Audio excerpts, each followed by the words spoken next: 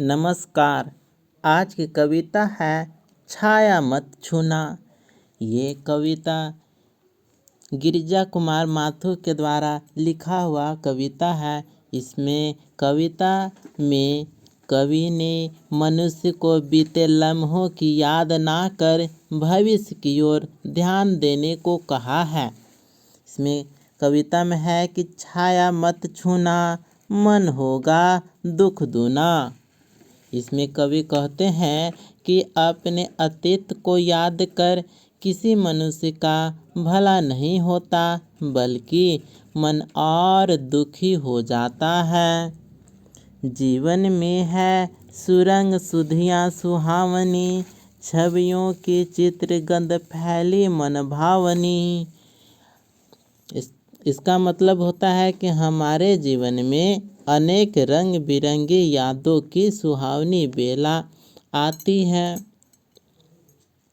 जिनके सहारे व्यक्ति अपना सारा जीवन बिता देना चाहता है। परंतु कवि कहते हैं कि अब वे क्षण बीत चुके हैं। तन सुगंध शेष रही बीत गई यामिनी, कुंतल के फूलों की याद बनी चांदनी। भले ही उनकी खुशबू चारों तरफ फैली हुई है, परंतु अब वह चांदनी रात समाप्त हो चुकी। अब प्रिय की सुगंध ही मात्र शेष रह गई है। भूली सी एक छुअन बनता हर जीवन क्षण, छाया मत छूना, मन होगा दुख दूना। प्रिय के साथ बिताए वह सुंदर क्षण अब मात्र यादों में ही रह गए हैं। वे कहते हैं कि अब उन्हें याद करने से हमें सिर्फ दुख ही मिलेगा, वे पल वापस नहीं आएंगे। इसके बाद आगे कविता में है कि यश है या न वैभव है, मान है न सरमाया। इसका मतलब होता है कि कवि कहते हैं मनुष्य सारी जिंदगी यश, धन, दौलत, मान, ऐश्वर्य के पीछे भागते हुए बिता देता है, जो कि केवल एक भ्रम है और यह मिलता भी नहीं है। जितना ही दौड़ा तो उतना ही भरमाया।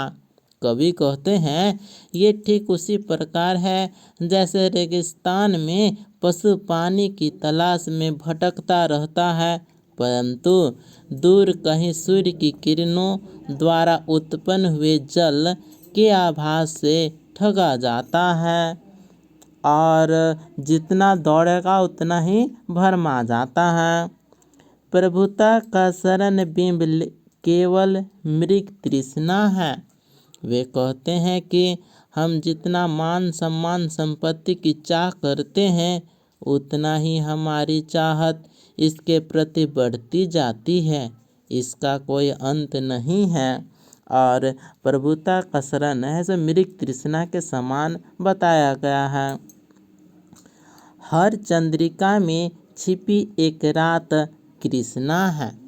जिस तरह हर चांदनी रात के बाद अमावस्या आती है, उसी तरह सुख दुख का पहिया सदा निरंतर चलता रहता है। और ये जो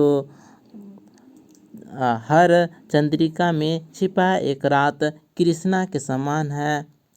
एक अंधेरा के बाद उजाला भी आते रहता है। जो है यथार्थ कठिन उसका तू कर पूजन। कह रहे हैं इसलिए कवि हमें धरातल पर जीने की सलाह देते हैं। सच्चाई को स्वीकारने में ही हमारी भलाई है, वरना अतीत के सुखों की यादों में हम वर्तमान के दुखों को बढ़ा लेंगे।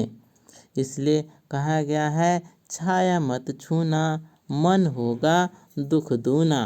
मतलब कवि कहते हैं कि अपने अतीत को याद कर किसी मनुष्य का भला नहीं होता, बल्कि मन और दुखी हो जाता है।